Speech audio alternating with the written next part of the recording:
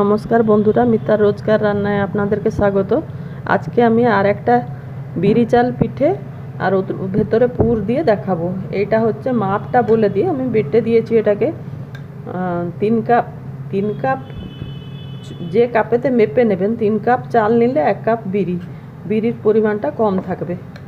তো সেই হিসাবে এটাকে রাত্রির থেকে ভিজিয়েছিলাম, সকালে গ্রাইন্ড করেছি। এতে একটু নুন খালি দিয়েছি, আর কিছু দিইনি। আর এইটা হচ্ছে নারকেলের পুর, এটা তো ছাই মেরেছি। আর এই পুরটা তৈরি করবারটা অনেকগুলো রান্নাতে তো আমি দেখিয়েছি, তাই আমি দেখালাম না। এবারে চলুন পিঠেটা করে দেখাচ্ছি। তাওয়াতে একটু তেল দিয়ে দিয়েছি। এবারে এই ব্যাটারটা এক হাতা দিলাম, একে ঘুরিয়ে ঘুরিয়ে গ্যাসটাকে হাইতে করে দিয়েছি। কোনো জায়গায় একটা জায়গায় এটাকে জমা হতে দেবেন না, এ পুরোটা যতটা বড় হতে পারে এইভাবে একে ছড়িয়ে দেওয়া হবে।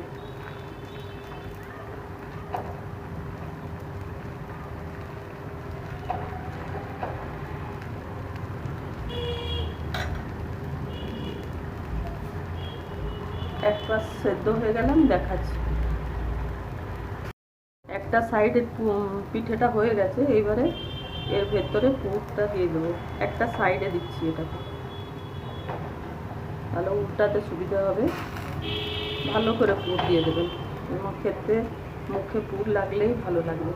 তারপরে এটাকে এইভাবে উল্টে নিয়ে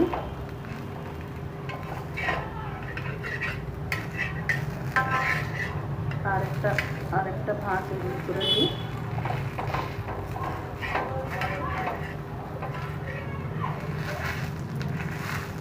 ব্যাস হয়ে গেল একটা পিঠে। আমার পুর দেওয়া বিরি চালের পিঠেটা হয়ে গেল। যেভাবে দেখালাম আপনারাও একবার করে খেয়ে দেখবেন। ভালো লাগলে আমার চ্যানেলটাকে লাইক, শেয়ার, সাবস্ক্রাইব করতে অনুরোধ করছি। ধন্যবাদ।